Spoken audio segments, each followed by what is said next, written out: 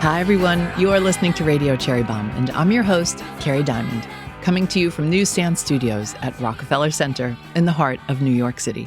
I'm the founder and editor of Cherry Bomb magazine.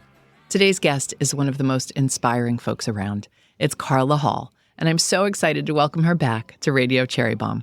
Lots of you know Carla from Top Chef and The Chew and the Food Network.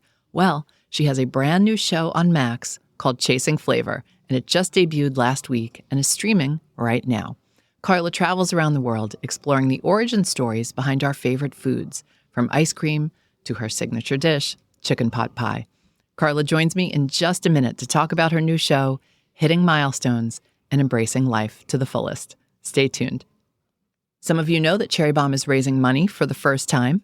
We bootstrapped for the past decade and learned a lot of fiscal responsibility in the process, as you can imagine. But we started the company like a lot of you entrepreneurs out there, maxing out our credit cards, breaking into our 401ks, the things you probably shouldn't do, but that you sometimes have to do. I'm proud, though, that we made it to year 10. We're raising money via a community round on WeFunder. If you'd like to learn more and invest in Cherry Bomb, visit wefunder.com/cherrybomb. I'll leave that link in the show notes. I would love nothing more than for all of you to call yourselves Cherry Bomb investors. Make sure to read the WeFunder investor FAQs, though. This is a real investment and not a Kickstarter. Thank you to everyone who's participated in our WeFunder to date.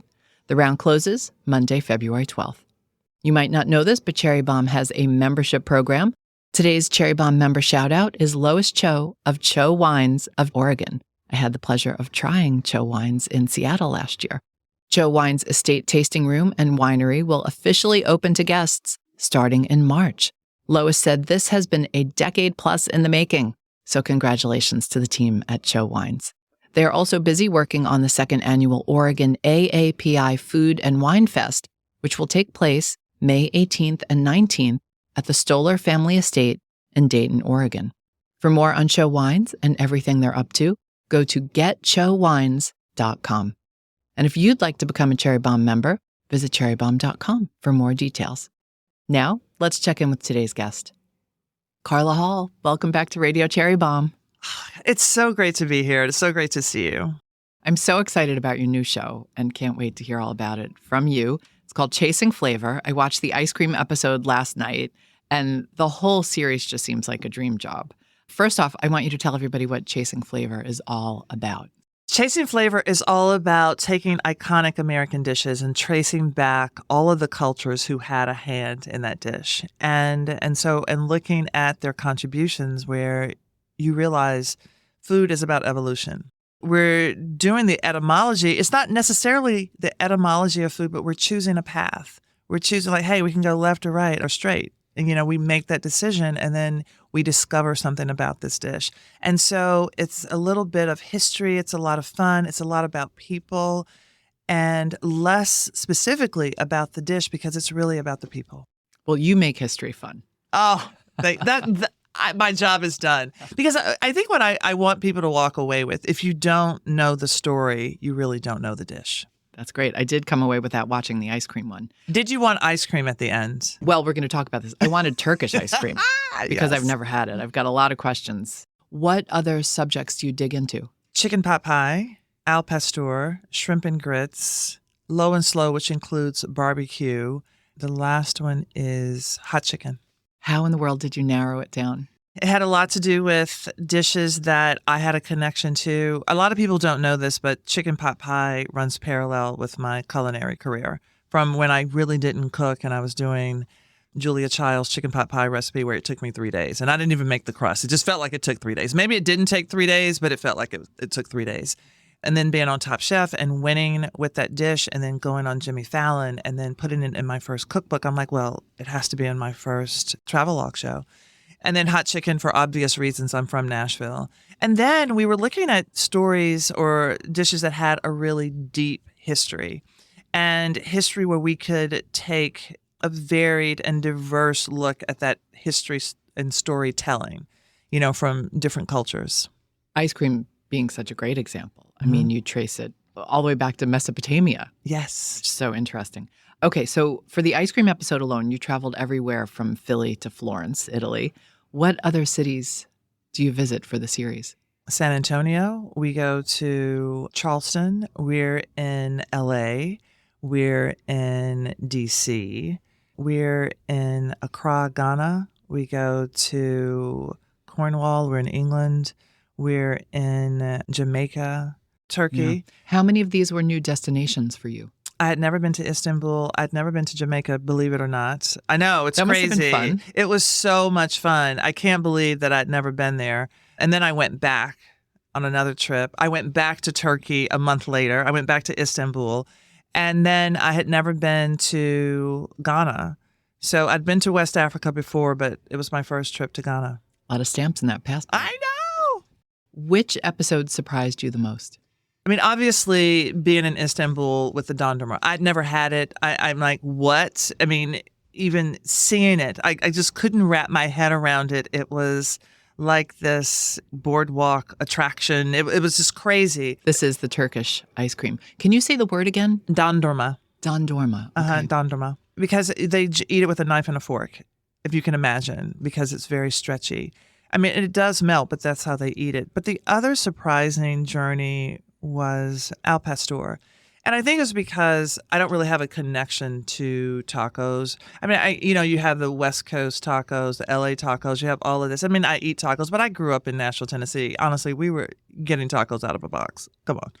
And hard shells, all of that. But as a chef, I eat tacos, but I really didn't dive into the history of this particular dish. And so that was surprising, and learning the history and, like people fleeing, because of religious persecution. But also I had just done hot chicken, which was kind of emotional for me. We had just done barbecue. I was at a plantation. And so when I stepped into al pastor, I'm like, whew, I don't have a dog in this fight. I just want to learn. I just want to be here and present. And so I was really open and also relieved that it wasn't something that was emotionally heavy for me. So that was welcomed and wonderful. The shows are surprisingly heavy. I mean, your brand is not heavy. Right. But even just the ice cream episode, how many of these culinary professionals who are enslaved individuals, contributed to the history of ice cream? It was very moving. Yes. And just to hear that. And so for people, and I think it's at the right time for this show to come out during Black History Month, and learning about Augustus Jackson. Maybe people know about James Hemings, but to learn a little bit about the contributions of Black people. But also, again, we're looking at Italians, we're looking at Turkish people, and then we're in that story too. Of course, yeah, you have all the Europeans, but we are in that story as well as Black people. And so I was very proud to tell that story of Augustus Jackson. You are an expressive human being, and that's one of the things we love so much about you. But I could tell when you were truly surprised, like during the ice cream episode, when you were on that boat and you had that drink that the ice cream was based on. You see me processing it. And when I have something new, I immediately go in my head and I go through this Rolodex of flavors and textures, like, what is it? What is it? And so when I had that hot salop drink, I'm like, okay, what does it remind me of?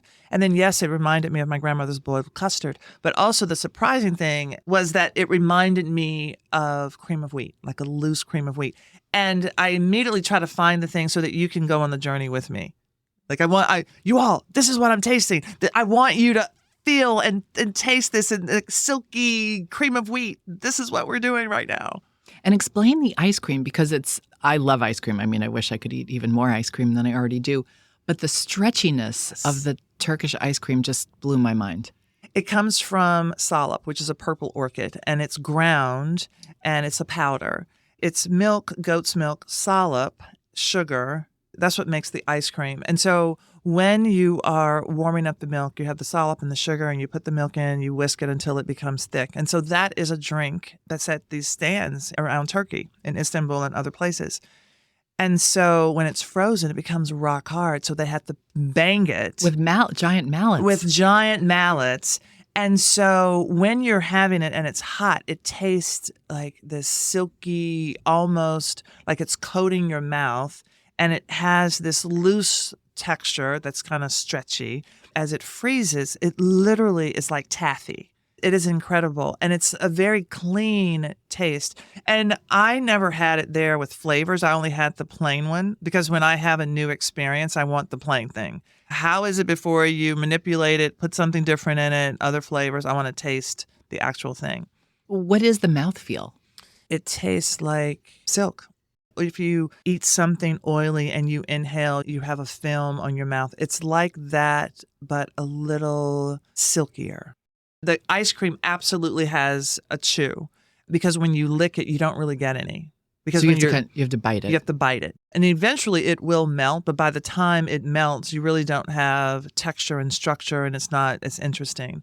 So it has a chew. It's like very cold taffy. If anyone listening knows a Turkish ice cream place in New York, DM me.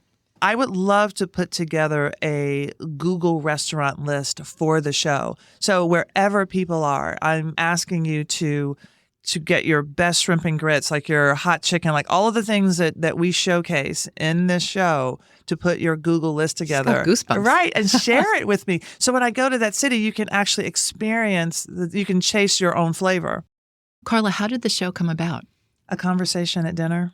One of the conversation starters that I have, I'm one of those people when I'm in a car service and I go long distances, and if the person is from another country, my conversation starter, because I'm a talker, is, I know, surprises you. No, I'm so happy. We love a talker on a podcast episode. Is not, how are you? I always ask, what dish do you miss from home? And I watch their faces change and and it becomes very personal and the joy that you see. And I was sharing this story at a dinner party, and it was with my literary agent, Janice Dono, and her husband was there, Peter Geller. And he was like, wow, that's so cool. Never said anything to me. He goes off and mentions it to a friend of his who is the president of Original Productions. Jeff Hassler gets it 2 weeks later. They're calling me. We think this is a show. And I said, hey, I'm going to be in New York soon. Let's talk. I go there. We're talking about biscuits. I go the next day. We have a biscuit class and all the things. And, fast forward, I think it was probably 6 weeks that we created the pitch for the show. And then a year later, we were shooting it. It really was a happy, organic accident. That's amazing. So you didn't have to go through that traditional laborious pitch process. No. We pitched it to 3 different places. Food Network wanted it. A couple other places were interested. And, Discovery. And that was the basis of my deal with Discovery. We finished this in January of 2021. It's been on the shelf waiting. And I think it's coming out at the right time. There's lots to unpack there. That had to have been a little painful, though. It was painful. Waiting for so long. It was painful. And honestly, I said, okay, if they're not going to air it, they're not going to air it. Because so many shows, with the reorganization of networks and merges and, some shows were just cut. And people put their work and, heart into developing things that we'll never see. And so I'm very grateful and blessed. But just to go back for a second, because I know a lot of our listeners are very interested in how TV works, how the streamers work. You said your deal with Discovery. What is that all about? So, how many years ago? Probably 4 years ago, this big announcement that, Carla has signed a deal with Discovery, which meant that I was doing things with the Food Network. And everybody's like, oh, congratulations. And it was a 2-year deal. And when I was approached about doing something, a one-off show or doing an overall deal, I was like, I just want to do the show. I don't really need the deal. but I'm like, I'll just take the little thing. But we ended up doing an overall deal, which also encompassed me doing a lot of the baking championship shows and all of that. And so that was for 2 years. So basically, I can't go outside of this family to do other things. I'm sort of locked in. And I don't know if you know anything about Enneagrams. So Enneagrams, I'm a 7, I'm the adventurer. I'm like, wait, I love being a free agent. I don't need the security. For me, I'm a free agent and I'm okay with not knowing where my next paycheck is coming from. But some people want security. I can't imagine. I loved doing the Chew. I absolutely loved it. 7 years, 1,200 shows, absolutely loved it. And if someone said, hey, do you want to do that again? I'm like, I don't know, because that means there's so many things I can't do. And so I love new. I love newness and discovery. So you did pitch it to a few different places. Yes. How did that process go? Because you're Carla Hall. Like, everybody knows you. Everybody knows your brand. but you still had to convince somebody. Yeah. I mean, the thing is, I can't just walk in and say, hey, I'm Carla Hall, because again, no one has seen me in this role. I had to prove myself with this role. So after we had the go-ahead, when we did the 6-week thing, we shot a sizzle. We did it in a day and a half in LA. I was only shooting for, I want to say, maybe 5 hours total time to get a day and a half to get that sizzle done. It was really quick. And we took that out. And a lot of times what people will say is, oh, you don't have to do a sizzle. Just write up a pitch deck, blah, blah, blah, blah. We're like, no. You need to see me with people, because I think my superpower is that I genuinely like people. And by the way, I'm an executive producer on the show. Congratulations. Thank you. It's the first one. So I'm like, the best way to sell me is to show what I can do and to show me interacting with people. And so that's what the sizzle was all about.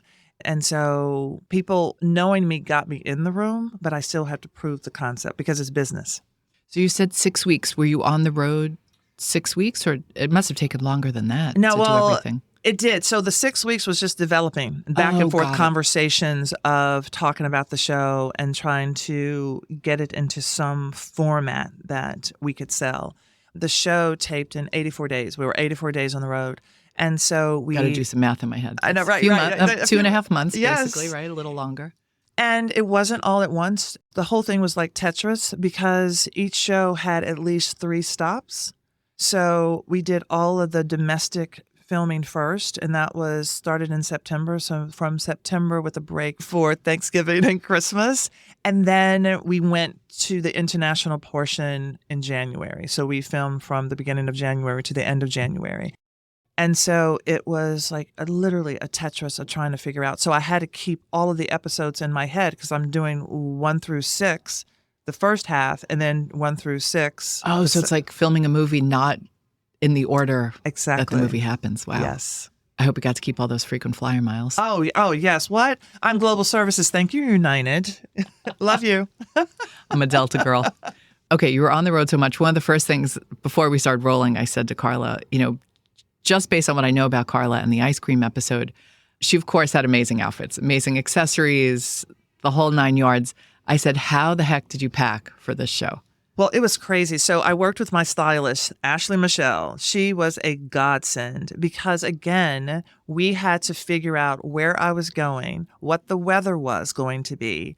And I packed my bags based on, like, it could be episode 1, 3, and 5, where we were going, and that would be in one of those bags, that shrink wrap bags. Oh, yeah. Space saver bags. Everybody loves those now. Yes, so that's what I did for my entire wardrobe. I had 24 outfits. I had all my glasses. They were in like this roll pack that I just all unrolled. The glasses. You had so many glasses in this. You really should have an eyeglass company sponsoring this show. I think so, too. Yeah. I think or so. Or Away.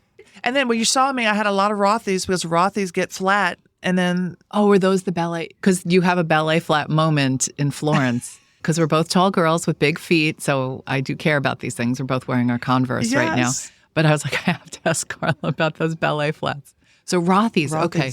Yeah, I get those Instagram ads all the time. I always wondered. Yeah, I love them. I have probably about 20 pairs. And it's because it changes an outfit with little investment in space in your luggage, because they go flat. And you are not that girl who just throws on a sweatshirt and calls it a day. I do not. No. I have to feel it. Even if it's a sweatshirt, it has pot liquor on it. What am I going to wear underneath? Am I going to wear a scarf? Like, what's it going to go with? Yeah, well, I appreciate all the effort you put into that. Congratulations on the show and being an executive producer. I know that's a really big deal. Thank you so much. So we're all very proud. Thank you. The last time you were on Radio Cherry Bomb was 2019, a whole lifetime ago. You had just interviewed Michelle Obama on her book tour. I saw her in Boston. I wish I had seen you interview her, but you interviewed her on the book tour in Cleveland. And I was curious, have you come down from that high yet? No. When I think about it, I still get goosebumps. So Michelle and I we're both turning 60 this year. It's a big year. She's part of my bucket list. She's part of my journey as, I think, somebody who is interested in people and giving interviews, and someone trusting me in that role. So it was huge for me. And no, I've not come down from that in a word. And you kind of manifested that. Not kind of. You manifested I that. manifested it. So before the book tour, and I'm like, wait, I wanted to come to this. I looked on the calendar. I put a date, the only date I could have done. I looked at her entire book tour. That was the date. And then they called me about doing that date. My assistant was like, "You're a witch." I'm like, "Yes, ma'am. I sure am. The best kind, the good witch. I am. I accept." The First Lady. We love her. We love her book. But also the theme of the book. The central theme of the book is that we're always changing and evolving. And Carla, you, more than so many people, absolutely embody that. And you just gave an interview to People magazine. You talked about turning 60, and you are embracing that milestone in a very Carla Hall way. Can you tell us more? I have been excited about every milestone birthday. 40, 50, 60 is amazing. I looked up all the people who are turning 60, by the way. So that's fun. There may be a few. I mean, Michelle Obama, Kamala Harris, Vanessa Williams, Sandra Bullock. I'm sorry if you all don't want me to out you, but I'm sorry. Wanda Sykes, Cedric the Entertainer, Rob Lowe, and there's so many. Keanu Reeves, Stephen Colbert, his birthday is the day after mine. Nike turned 60. Sally's Beauty Supply turned 60. I may have done a little bit of research. What is the date? May 12th. May 12th. Okay, put it on your calendars, everybody. Everybody is saying happy birthday to me now because I put the People magazine thing in my social media on Instagram. So they're happy birthday. I am accepting birthday wishes the entire year. I didn't realize this was a 5-month runway to the birthday. Oh, yeah. I mean, the whole year, even after May 12th. You can still wish me happy birthday. What you're saying is happy 60th. I mean, I'm accepting it the entire year. And so one of the things that I realized for me, I love theater. I was a theater kid, and the theater saved me from feeling bullied. And then I felt rejected by theater when I didn't get into Boston University. And then I did accounting. And then now at 60, I'm choosing it again. And I am working on a one-woman show that's going to be live. And I'm like, I'm going to do the thing at my time and not wait for someone to tell me that I can do a thing. Yes, I'm super excited. Can you tell us any other details? Yeah, so it's about my life. It's all of these vignettes. I don't know what the name of it. I don't really have a working title. It's just Carla Hall's one-woman show. But I'm talking about Black excellence and my perception of it. I'm talking about going gray. I'm talking about how I don't talk sexy. That's one of the vignettes. I don't talk sexy. Hey, what does that mean? My mother, growing up, she would have this very strong voice. And then when she would talk to a gentleman caller, one in particular, she would all of a sudden get this voice and like, "Oh, hi." It was soft and high pitched. And I'm like, "Oh my gosh, what happened to you? I don't understand what happened." And I think in my head, when I was going through this story, you know, when I talk to my husband, like, "Oh, baby, you look so cute. Oh, baby." The same way that I'm talking to my doctor is going to be the way I talk to him in the bedroom because I can't do it. It's like I'm giving my power away. And oh my God. Maybe you can call the show Hall Pass. Yes. Come on. Hall Pass. So going through these stories, it's actually like helping me process a lot of things that, you know, are in my head or things that I need to heal. Another one, I was telling somebody about the spook who sat by the door, and I was thinking about menopause. And this is the vignette about menopause, but the vagina that sat by the door. So yeah, the vagina who sat by the door, because I think people underestimate women, and it's an opportunity for us to take over the world, and people will not see us coming. And so that's me talking about menopause and all of that. And so it's really all of these different vignettes. One of the ones about Black excellence, and I'm talking about how I felt like I was in this box and all of the things that I was doing, all of the things that I was supposed to do, you know, working at the accounting firm, wearing the hose, you know, boxed in a literal box. And then I get wrapped up in a scroll, all these things. And then I turn that box into a table. And so that's when I start to do food. And then I make that table a stage. And so this is how my life has progressed. And so that's what the show is about. But more than anything, I want people to come. There's always in every vignette something for people to think about. I have a vignette about teaching people how to do selfies. And it's not necessarily how to take a selfie, but how to be yourself when your picture is taken, to see yourself and be okay with that and not change it. put your photo out. If you want to put a filter, fine, but a filter isn't necessary. I mean, I think we have to teach the younger women to own their wrinkles, to own their wisdom. Because, I mean, that's why this 60th year is so big for me, is owning it and talking about it and saying, yes, I'm 50 and I'm loud and proud and sexy, right? Which I hadn't heard that word until I read your People magazine article. But I do think you have had lessons for people at every age almost, because like you mentioned, you did accounting. Why did you go into accounting? I liked my accounting teacher. That it was as simple as that. At Hillsborough High School, I liked my accounting teacher. I wasn't doing theater. I'm a quick start. I make really quick decisions. I'm like, I'm not doing acting. I guess I'll do accounting. I mean, literally, that was the only reason. And my brain works that way. So I'm left brain, right brain. And so I love order. I love a spreadsheet. I love puzzles. Accounting's puzzles. You are the only person I know who went from accounting to modeling. Yeah. And in Paris, you just quit accounting and you moved to Paris. Yeah, I hate it. I didn't like accounting. So here I am in Tampa, Florida, and I hated it. But I was also modeling because it was a way to meet people. I had done 2 fashion shows in college at Howard University. And when I got to Tampa, Florida, somebody said, oh, have you ever modeled? I'm like, well, I did in college. And like, oh, okay, here, I'm doing a fashion show. And I said, okay, because it was a way for me to meet people. I didn't know anybody in Tampa. And so after being there 2 years, I really hated my job. I mean, my body was telling me, get out. So I met these girls who were going to Paris. And I'm like, that sounds like fun. I think I'll do that too.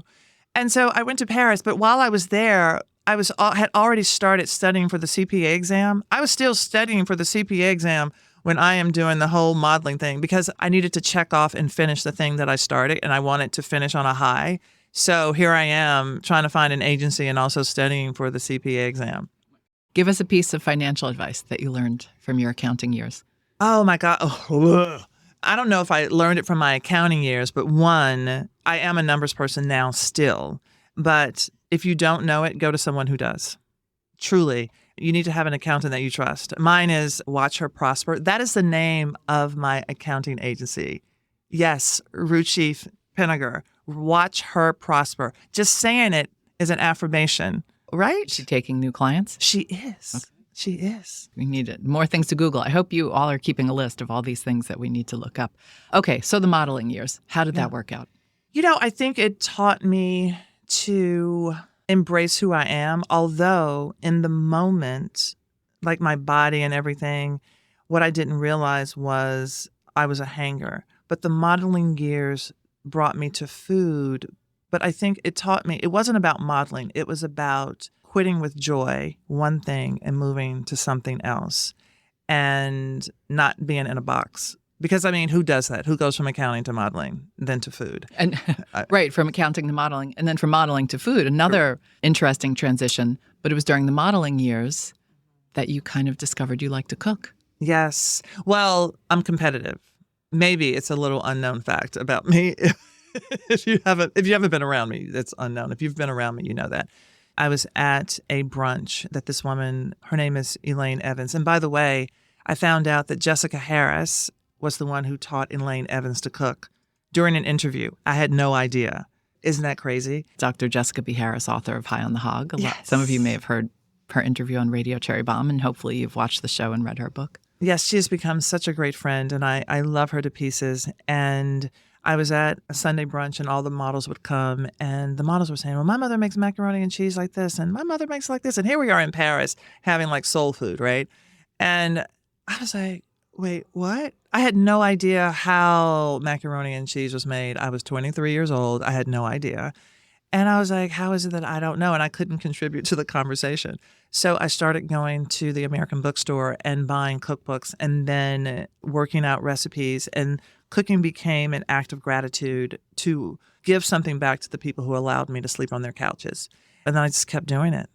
You went to culinary school at the age of 30. Yes. Is it ever too late to go to culinary school? It is never too late. And the reason I went to culinary school, and I'm saying everyone doesn't need to go necessarily. Some people. One of my questions. Yeah. Yeah. Because it's expensive. It's very expensive. And some people start from the bottom, they work up, and you don't need to go. I needed a jump start because I was 30 and I'd never done it before. And 5 years prior, I had sort of taught myself to cook and I had a lunch delivery service. And so I wanted to figure out the theory behind the experience that I had. And so that's why I went. And it was great. I think that if you want to feel comfortable and you want to jumpstart, you need to take classes. You need technique. And so it was great for that. Then, as most listeners know, you competed on Top Chef and became perhaps the most famous personality from the show. Certainly the most famous personality who didn't win Top Chef. Yeah. More life lessons from Carla. You don't have to win to win. You do not have to win to win. And one of the things as a judge on the baking championship that I take from that, I tell them, this competition is not about you winning. It is about you saying yes to and doing something that's really hard. And because of that, your life will change. The mapping of your brain changes when you bet on yourself and you do something hard and you surprise yourself. And I'm constantly coaching people, and that was the lesson for me. And when I was on Top Chef and I was standing before the judges, and I was so scared, I remember thinking my heart was going to jump out of my chest, and I thought I was going to go home. And I remember thinking, what's the worst thing that could happen? That I would die here. And I was like, it's so dramatic. I was like, no one has ever died here. All of that, was going on in my head. And all of a sudden, I'm afraid to make eye contact with the judges. And that next thing I know, I'm looking at Pat and I'm like, what you got? You send me home. You send me home. And then she told me later that she was so uncomfortable with me looking at her in her face and they were trying to divert. And I'm like looking like eye contact. And that's when I started doing better. I let go of the fear and I started cooking my food. And that's when I started winning those challenges. It's so funny because I've had that in my head so many times since we talked in 2019. No one has died doing X. And I think it's a great exercise for people to do. Like, no one has died pitching a story. No one has died doing this. And when I think of you saying, no one has died competing on Top Chef. Yeah. What else do you have to worry about? Yeah. At the end of the day, what are you afraid of? Are you afraid of rejection? If you get rejected, that means that is a sort of a rock in the stream that sends you in another direction, but you still have that experience. There's no losing in life. Speaking of advice, what is the best advice you've ever given or gotten? Advice that I tell people, especially now, do something that scares you and have the support around you to execute that. The best advice that I've gotten from my grandmother is, it is your job to be happy, not to be rich. I've lived by that. And when I say happy, I'm not looking for a utopia all the time. I can have a down thing, but I want to be content. I want to do something that feeds my soul. I don't have to have like fake happiness. I just want to, if I'm crying, that's all right too. If I'm mad, that's okay too. But I want to be content, and then everything else will follow. I've been trying to ask this of all of our guests, but I'm curious if you are good at taking care of yourself mentally and physically. And if so, what do you do? Yes. I put day off on my calendar. Everyone knows, and my assistant knows. We have a whole thing about we do not work on the weekends unless we have to. It is across the board. I put time with my husband on my calendar because things, especially when I feel like I'm sort of bound to my calendar based on when everyone's throwing dates out and all of this. I do acupuncture, massages, some yoga. My husband's a yoga teacher, and I don't do as much as I should. He does yoga and meditation. So just him talking to me is awesome. That is a perk. It is a perk. And I belong to like a proactive place where I go for health that once a month I get 2 services. So I make sure it can be acupuncture or massage or IV therapy, but I am there at least twice a month doing those things. Were you always that way? I was always that way about facials. From when I was younger, I have been getting facials since I was in my early 20s. And people are like, oh, your skin is great. I'm like, I never go to bed with a dirty face. I use products. I recognize that my skin is changing, and I'm okay with that. But get new products at the stage of my life where I am. Okay, Carla, we're going to do a speed round. Okay, I'm ready. What is your morning beverage? Water. Favorite food film? Like water for chocolate. Okay, what's always in your fridge? Condiments and pickles. Favorite smell? I don't know. The first thing that came to me was roses. I don't even know if that's true, but it's a speed round. Cookbook you love? Anything by Shirley Corriher, like Cookwise, Bakewise. I love her because I love the balance between science and the actual baking. Favorite kitchen implement? Microplane. Footwear of choice in the kitchen? Converse. Snack food of choice? feel like you like snacking. I love Yeah, snacking. I see a lot of snacks on your Instagram. Those chocolate-covered Ritz crackers. I was like, damn, where do I find a box of those? It'll be salty sweet. So my favorite snack of choice, it could be nuts with a little bit of cheese, but cornichon pickles. Okay, last question. If you had to be trapped on a desert island with one food celebrity, who would it be and why? Jamie Oliver. I love Jamie Oliver. Hi, Jamie. Hi. Why? Tell us why, Jamie. So when I was in England, I was modeling. He was the first celebrity chef that I feel like I knew and connected with, and he was doing this thing about food ministry. I wasn't even in the food world. And in London, he was the first one, and I went to his restaurant, and ever since then, I started buying his cookbooks and everything. And then when he came on the Chew, I freaked out, and I was like literally talking to him where he was bending over backwards because I was like in his face. And after that, they said, you cannot meet people for the first time on air. You have to meet them in their dressing room. Did they really? They really did. They really did. And I just love him. And I got to interview him for one of his books. And yes, so him. Well, Carla Hall, you are an inspiration. Congratulations on Chasing Flavor. It's just lovely to see you again. It's so great to see you, Kerry. Thank you so much.